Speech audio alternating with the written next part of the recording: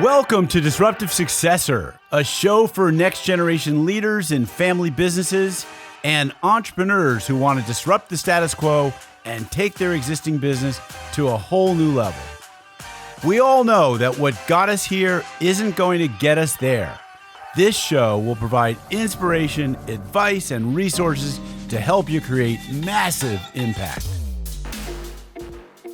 This podcast is sponsored by myself, Jonathan Goldhill, and my company, the Goldhill Group, where we provide coaching for growing companies. I'm Jonathan Goldhill, and my purpose is simple: to guide entrepreneurial leaders in family businesses towards more freedom and fulfillment. I want entrepreneurs to get clarity around the changes that will make them and their businesses more successful so they can experience the same freedom I've enjoyed in my life. Our proven practices challenge business owners to think differently about their business and how they're running it, and quite literally become game changers in our clients' companies. Learn more at thegoldhillgroup.com website, where you can schedule your free strategy session.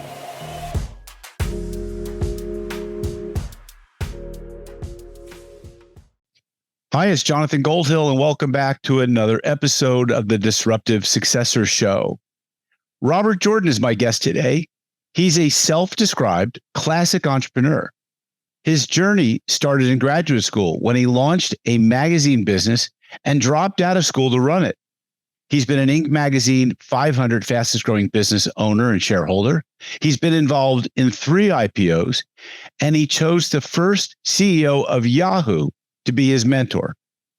Robert is currently the CEO of InterimExecs, which matches top executives with companies around the world, and he formed this company 16 years ago. Based on research with thousands of leaders of companies, he and Olivia Wagner wrote Right Leader, Right Time: Discover Your Leadership Style for a Winning Career and Company. And he launched the FABS Leadership Assessment, a free assessment at rightleader.com, which is designed to help leaders and organizations perform better. He also authored How They Did It, $1 Billion Insights from the Heart of America, and helped publish and do the audio book for Start With No, Jim Camp's bestseller on negotiation. So, Robert, welcome to the show today. Thanks so much, Jonathan. I'm so honored to be with you. With such a great background, let's start with, you were involved in a family business since like very early on. And it was, while it wasn't like maybe your family of origin, it was your cousin's business, I understand. And you ran alongside or parallel to that business for many years, and it successfully sold out to private equity. So tell us a little bit about what it was like to be around that business, and because somehow there were clues that you were interested in leadership watching this business early on. Tell us a little bit about that business, what it was all about, and maybe some of the insights that you started observing from a very early age about leadership. I'm so glad you're asking me about this, John, because I haven't talked about it before, at least not publicly. My cousins were some of the original inventors of you can picture these glass and steel enclosures you called glove boxes, where like a toxic virus or chemical is being handled completely, where the air is sealed in. My cousins were some of the original inventors of those technologies over 50 years ago. And my cousin, his name is Keith, same age, he dedicated his entire career. He was an engineer by training, to creating and designing bigger and bigger of these enclosures, and for uses around the world. For example, every hospital, there's some lab and they've got this glove box. They have this sealed environment. If for no other reason than when they're mixing up chemotherapy drugs, they're toxic, and they need a contained environment for that. But there are uses all over for different kinds of things, and Keith got better and better building these lab-sized enclosures. And now, for example, every time there's an Olympics, there's a nondescript building, like a trailer or two, sitting next to an arena. And it's not marked in any way. And it's this rapid response laboratory that's ready to handle any kind of substance if, God forbid, something toxic occurred. And my cousins were the first to create and design and manufacture those kind of enclosures, tons of use cases. But growing up, as you said, excuse me, I was around my cousins, and their father was a pediatric surgeon. And in the early 60s, he wanted to operate on preemie infants in a sterile contained environment. So he was one of the first guys to invent one of these enclosures. Anyway, so my cousin and one of his brothers, another cousin, took this business from very small, what their doctor had done, to something that was truly global. And I had a ringside seat and did some projects over the years, and it was amazing. And I didn't think as I was growing up, like, gee, I'm in a family business. I just knew my cousins were doing these cool things. Yeah. And every time I would visit, I would see these things being made. And then when I got into the work world, I started doing projects with them and for them. And leadership has changed a lot over the decades. And you've probably observed the leadership in that company changing, not just the names and the figureheads, but actually the styles of those leaders. Did you have any insights into what their leadership abilities or styles were like growing up? Was it something that you were keying into and were keenly interested in, or did you get lost? It's funny you asked this, because I haven't thought about it in that context before, but it is now so clear to me because of the work we do. And I know we're going to talk about the leadership styles we wrote about, these 4 winning leadership styles. Mm-hmm. And I now see that lens, for example, in my cousins who are highly creative. And that's wonderful in terms of all of this invention and patents and engineering. I'll keep it polite and say that in some ways it's really good they surrounded themselves with people who had other leadership styles and other talents, because each leadership style has particular strengths. It also has reasons why in any kind of team setting, you got to collaborate. 100%. Like DISC is something that's probably very familiar to a lot of folks. I've been using DISC assessments with clients for 15 plus years. And I once had the opportunity to do a really fun exercise with a colleague where we took 16 people that were in one of my professional roundtable groups, and we divided them into 4 teams of 4 people. And we separated them. We made sure that 2 of the groups had 1 high D, 1 high I, 1 high S, 1 high C. So, simply put, these are like 4 styles of behavioral preferences or profiles, and they're very different. And then we put 2 groups together where they were a mix and conflicting styles and maybe not a clear direction. And anyway, we gave them an assignment of come up with an automotive aftermarket part, design it, name it. What is the slogan or the marketing piece behind it? There was 3 pieces to this. And what does it do? What's its function? And you're given 15 minutes, go. And so what was really interesting was more of the debrief afterwards. And what everyone saw firsthand was the group that had the 4 different styles represented, the person with the high D, the person with the high I, that they could work really well together to get this puzzle solved really fast, and would come up with a pretty good product. And the ones that had the mix of styles, or where there were too many people with Ds or too many people with Is, they couldn't come up with a finished product. They couldn't name it. So it speaks to the importance of having complementary skills and talents or profiles or preferences, or however you want to describe it, styles in driving organizational growth. And so I'm sure that's something you're all too keenly aware of. And I'm sure that plays a big role in your placement work with executives, making sure that they are going to be a fit in terms of their style. So, yeah, it's so fascinating what you're bringing up. It reminds me, we interviewed a lot of leaders for the book, for Right Leader, Right Time. And we also interviewed some organizational psychologists. And it was basically saying, are we crazy? We have this framework we call FABS. It stands for fixer, artist, builder, strategist, these 4 different distinct styles. Do you think we're crazy? And one of the psychologists we interviewed, he said, you just have to be spiky in a couple of ways. Like, what do you mean by spiky? And he said, if you looked at a graph and it had all of the capabilities and traits that you would want on a team or within a company, there's so many different capabilities and no one has them all. And he said, to be accretive to the team, to contribute, you just have to be spiky in your own few ways. And if that is complementary with what else is needed on the team, boy, you're going to do great. So what you're describing with DISC is a great example. Yeah. And certainly we see that play out with Fabs, with these roles in organizations. Yeah, I love it. Should we go into, I love the concept. It seems pretty intuitive. Fixer, artist, builder, strategist. Maybe the difference between builder and strategist is maybe it might be helpful for me to articulate a little bit. Strategist maybe is someone who really is seeing the vision of the big picture, but the builder is someone who is the glue that puts it all together, is the implementer type of person.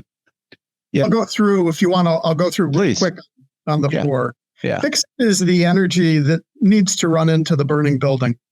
The difference with fixer energy is that if that's your primary wiring and where you get your energy, you need to do this time after time. You and I, John, we're used to owning businesses and being resources. I'll give you the example for myself. I have to solve problems every day, but I don't get my energy out of it. To give you a standout example today in the world, as you and I are recording this, there's this huge blow up called FTX. All of crypto really blew up. Right. The bankruptcy court appointed a new CEO when FTX went into bankruptcy, and that CEO, no surprise, prior to FTX, he had been at Enron. Okay. His fixer energy went into mopping up and salvaging what could from a previous disaster, Enron, and he will be at FTX for a while. And he was the receiver at Enron, right? He took over a company that was, I'm guessing, if I recall correctly, was in bankruptcy and needed to be fixed, or years and years of salvage. Fixing sometimes is, can you turn it to a better state? And sometimes it's, can you just salvage from the assets there? So the ultimate turnaround consultant is a fixer. That's gotta be there. We have a little pet peeve in our world that consultant tends to be advisory. Yes. We are referring to operating executives. Yes. Understood. Making decisions. Understood. So I'm talking about the turnaround consultant that comes in for 40 hours a week, but that I think that fits the fixer definition. Okay, let's keep going. Artist is the energy that sees the world as a blank canvas or a piece of clay to be molded. Yeah. Standout example in the world, Elon Musk. Yes. But within your organization, the renegade, the one who's not so agreeable, they don't get along with the whole team, but they can come up with these out-of-the-box ideas and discontinuous leaps that, especially if you're stagnant, you need that kind of energy. That's artist energy. Amazing. Yep. Builder. I know everyone in business wants to be a builder. Got it. We mean something a little bit more specific, which is the kind of energy that takes the small, the nascent product service team, client relationships, division, and is driven to scale. Must have market domination. That's what we mean by builder. Builders constantly are talking about people, product, process to get from small state to dominant state. What you tend to see with builders is once they've achieved that, that's the person where after an IPO, they leave and they got to go do it all over again. Yeah. Similar industry, different industry. Or that is the kind of person, if in your town, like you have a dominant restaurateur, but they're only in your town, or the dominant real estate developer and they own the residential market, but just in that town. That's builder energy. Yeah. I'm thinking of Marcus Lemonis of The Prophet, who was the successful executive at Camping World, who goes into all these companies, and he's going in as the fixer. But I think ultimately, and he's a bit of strategist, but ultimately he's probably the builder type, if you're familiar with him. Yes. Yeah. So final, last but not least, strategist. We could have called strategist, conductor, pilot, captain, quarterback. This is the leader at scale. This is the leader within vast or complex organization that is leading in a very different way. Fixers, artists, builders tend to be, if you remember the phrase from Stephen Covey, the author of 7 Habits, he had this great phrase, personal span of control. And it tends to be that fixer, artist, and builder, they're within team size 5, 10, 50, maybe 100. But there's a personal relationship there, and they're all using that to get more work done. Strategist does not have that. They know and trust people on the team, but at thousands or tens of thousands of employees, that is not the only or primary way in which their leadership is expressed. The language of strategist, it's around loyalty, mentorship, being mentored, gratitude to an organization, longevity, cross-training, all of these things that you don't hear out of the mouths of fixers, artists, and builders. Fixers, you hear all about velocity because you need speed. Speed is life, like what the pilot says. Is the air, like the ER doctor, is the airway open? Are they breathing? Is there blood? Is there cash flow? Can we meet the next payroll? Artists, it's about the act of creation. Builders, it's about market domination. Strategist, it's not the same language. It's about cadence. It's about alignment. It's about mission. It's about quickening the cadence within a vast organization, which is very hard and very different. So let's talk about how does one go about determining their leadership style. There's an infinite number of assessments out there. There are leadership assessments. There's leadership IQ assessments. Are you an advocate for someone taking as many of those assessments as possible and being like a constant learner? Or do you think it's better to pick one and lean into that and leverage it as a single asset? What are your thoughts on how do we determine our leadership style? And then how do we leverage it to create, once we get our blueprint, to maximize results and get more things done through other people?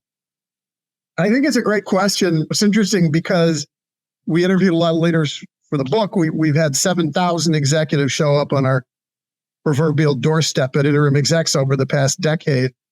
I doubt, it's not something we hear out of exceptional leaders, out of exceptional executives in terms of the number of assessments or profiles they have on themselves. And they may have a lot or not very many. We developed this framework of these 4 styles based on observing excellence that was distinct.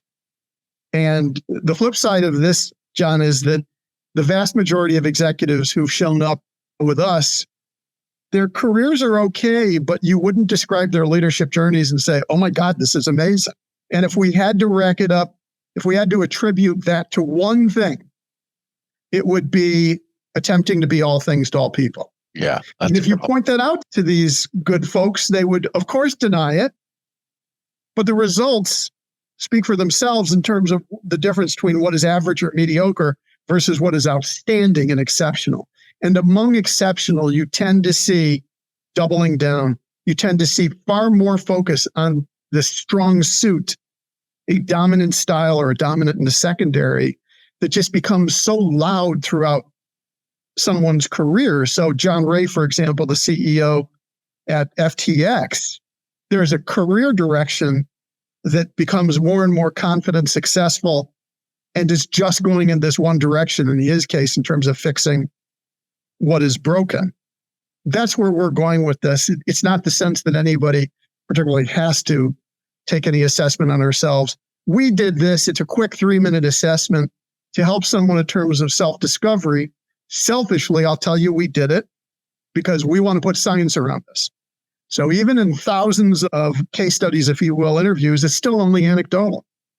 And there are things we believe we'd love to either prove or disprove. I'll give you an example. We think fixer is an energy that's linear, meaning that if you're really strongly wired for turnaround, you only tend to handle one organization, one massive crisis at a time. The flip side is every time we interviewed a leader who was strongly artist-driven, ask them one question. Do you work on one project at a time or multiple? Artist leaders tend to start jumping up and down because it always has to be multiple. Elon Musk, SpaceX, the Boring Company, Tesla, that is artist energy. It's also cautionary because as you and I are recording this, he still owns Twitter. And Twitter was not the playbook of the way a fixer would have come in. Whether or not he's ultimately successful, it's also a bit cautionary in his case. But so, for example, we believe artist is a parallel kind of thing, that if you are strongly artist energy, you can't just work on. Of course. You have multiple boards or companies or projects, or between work and everything else, you need that diffusion to enhance your creativity.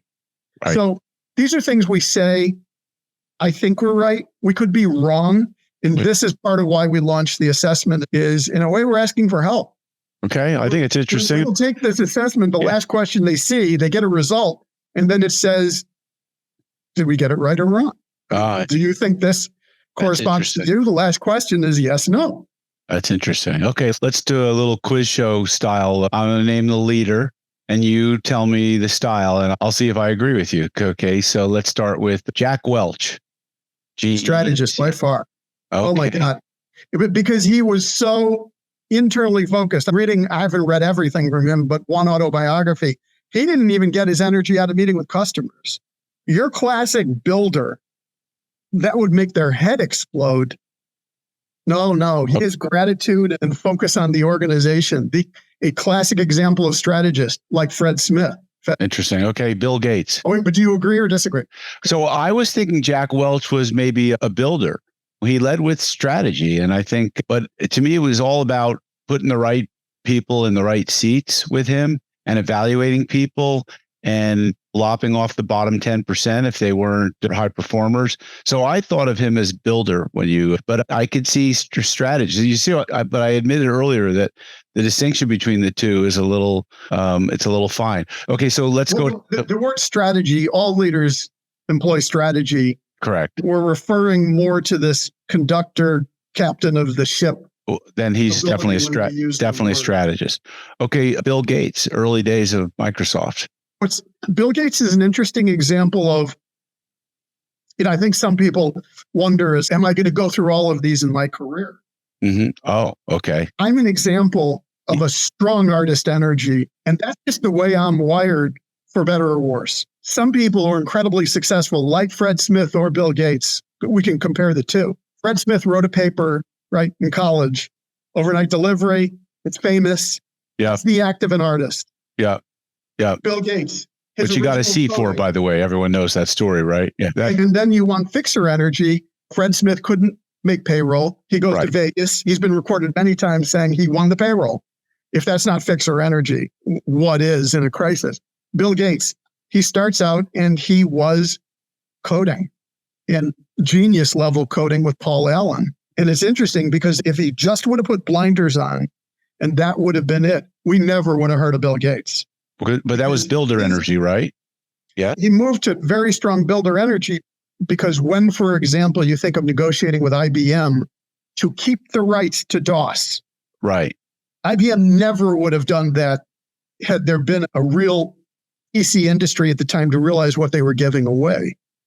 But that builder energy of market domination, I would say in Bill Gates' sense, the fully evolved evolution of him became strategist. Okay. How about Steve Jobs? As extreme artist as you can get, right? To the point of when you hang a pirate flag atop one of your buildings and you basically say to the rest of the organization, good luck to you. That is pure artist, renegade, disagreeable energy. But you have this vision that you have to see through. It's great stuff. Extreme artist energy. Yeah. Interesting. Now, we're not trying to pigeonhole anybody to say you're just Steve Jobs coming back in the second time. Famously, Walter Isaacson, the biography said Apple was 90 days from going out of business. Steve Jobs was the guy who said, we're going to rationalize the product line. That is outstanding fixer energy. Unbelievable. Great story. Yeah.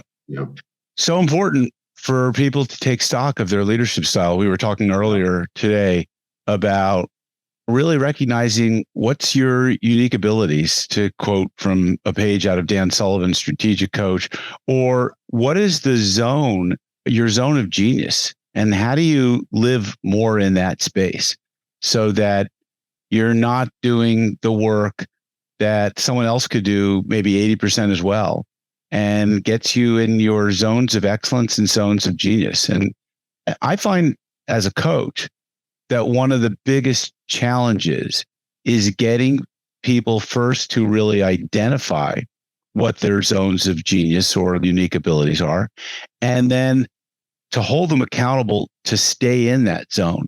So if they have a tendency to be a micromanager, they want to drop back down into these other zones of maybe competence where they're good at something, but they don't necessarily like to do it so much. It doesn't give them energy.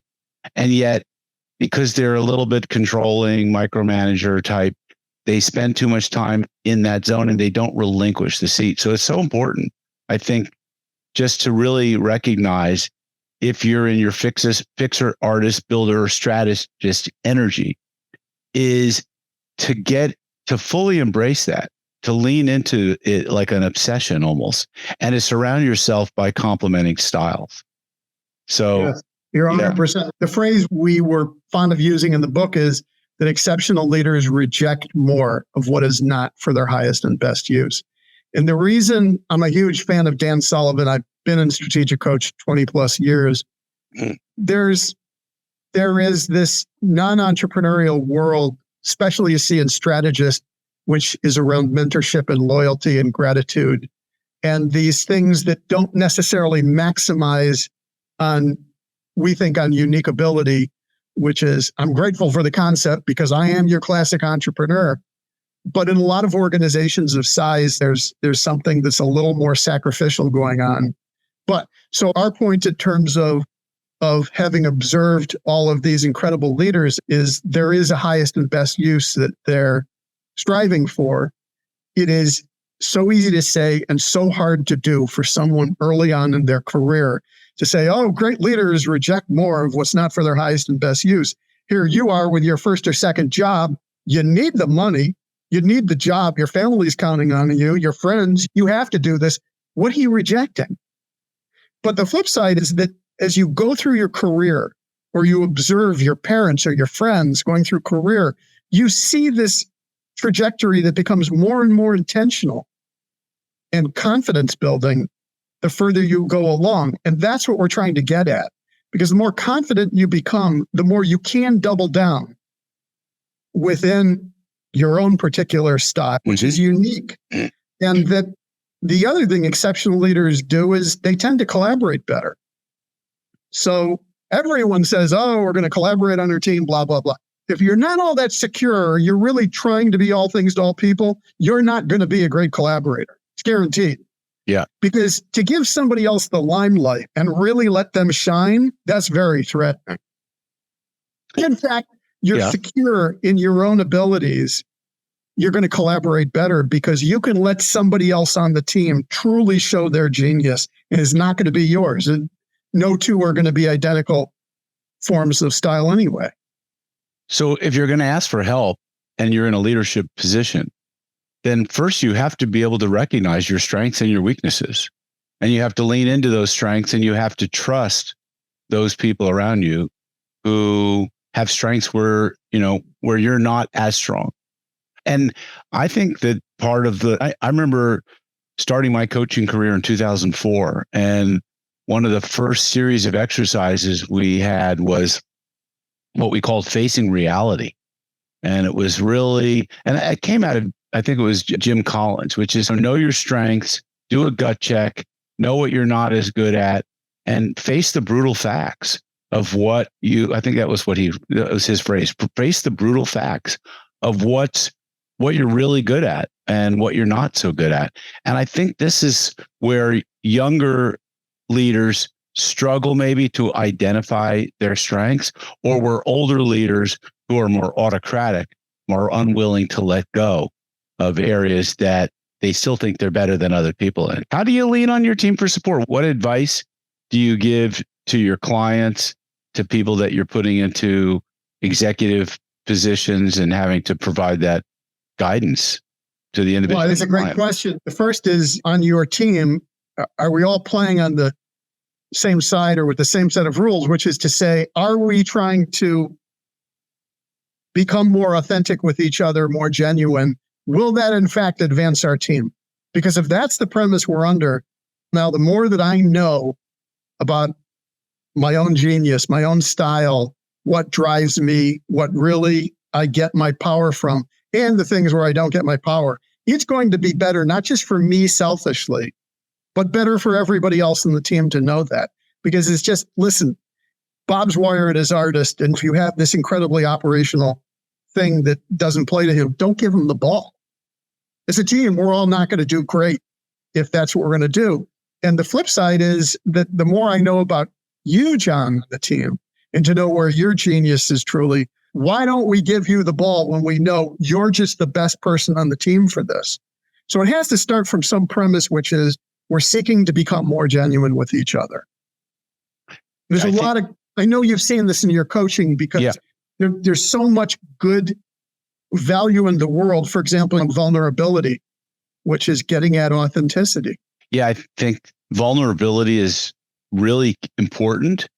And I think it's difficult for some leaders to hire people that are better than them in areas. And I think John Maxwell talks about it in his 21 Irrefutable Laws of Leadership book, where he talks about the law of the lid. And one of it is that if your leadership is only at an 8, you're not going to hire 9s and 10s because you're not secure or confident in yourself, and you're not willing to have someone around you that maybe looks better than you.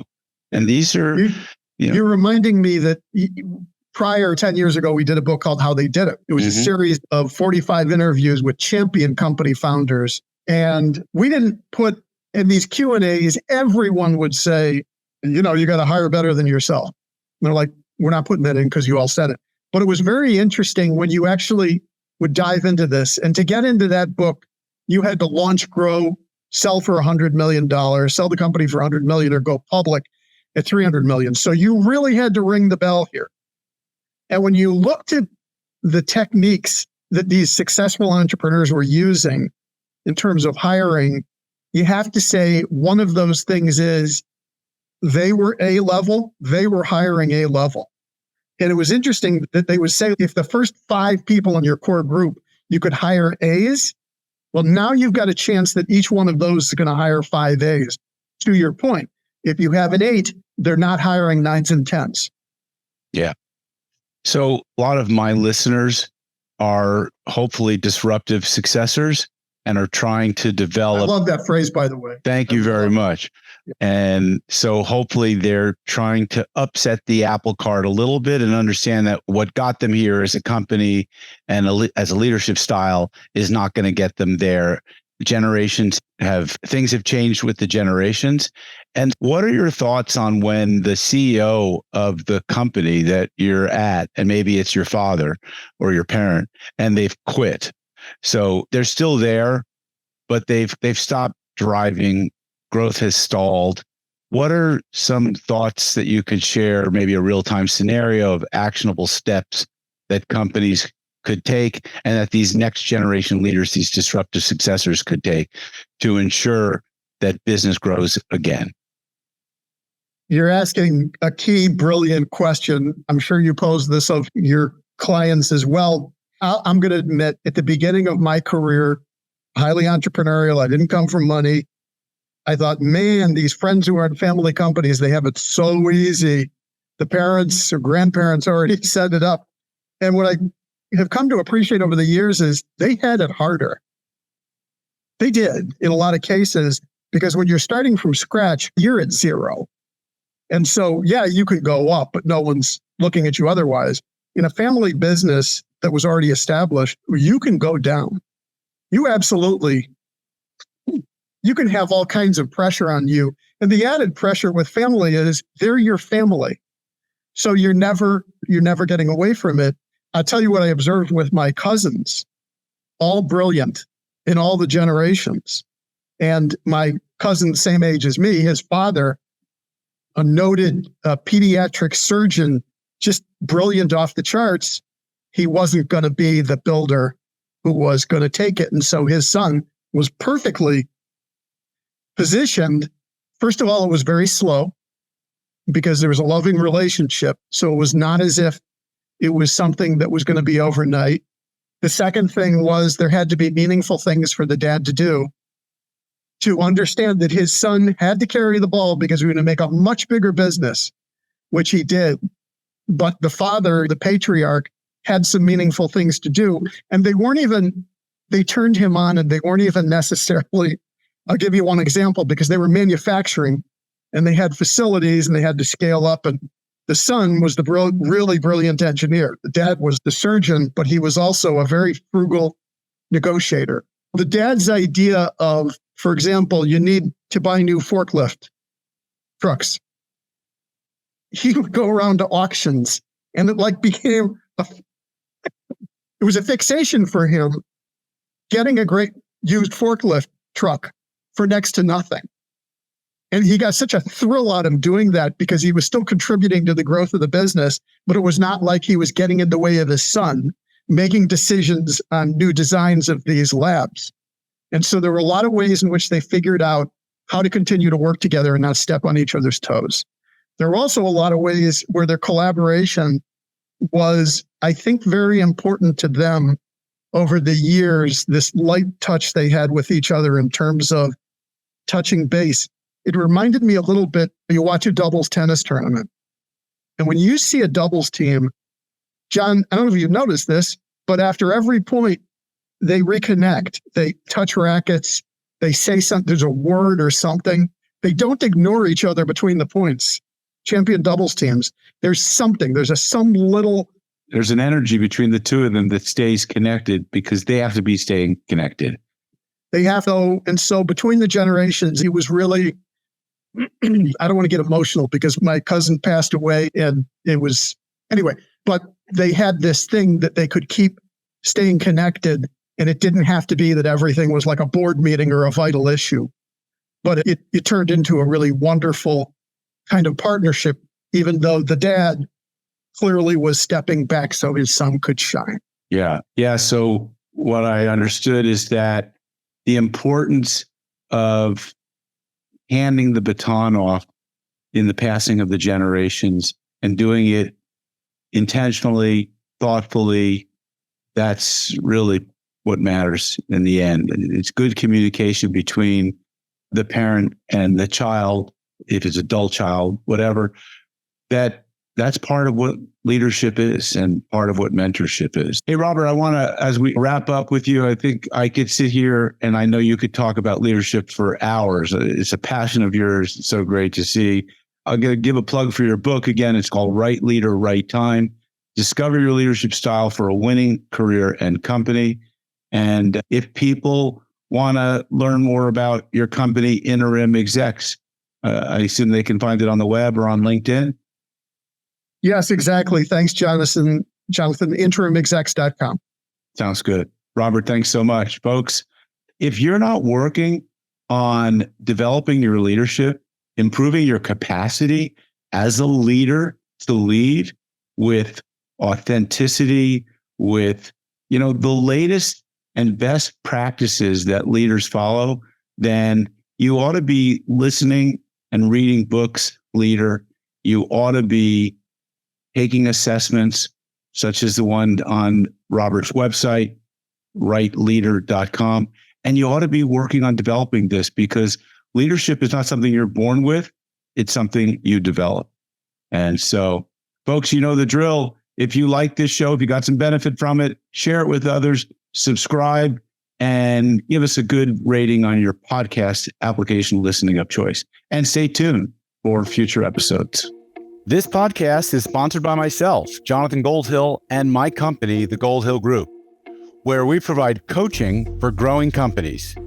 I'm Jonathan Goldhill, and my purpose is simple: to guide entrepreneurial leaders in family businesses towards more freedom and fulfillment. I want entrepreneurs to get clarity around the changes that will make them and their businesses more successful so they can experience the same freedom I've enjoyed in my life.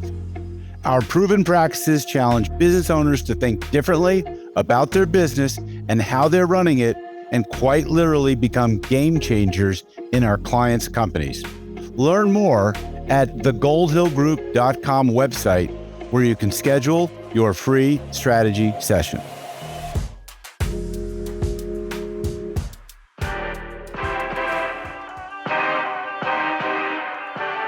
Thank you for joining us on the Disruptive Successor podcast. If you enjoyed today's episode, please subscribe, review, and share with a friend who would benefit from the message. If you're interested in picking up a copy of my book, Disruptive Successor, go to disruptivesuccessor.com.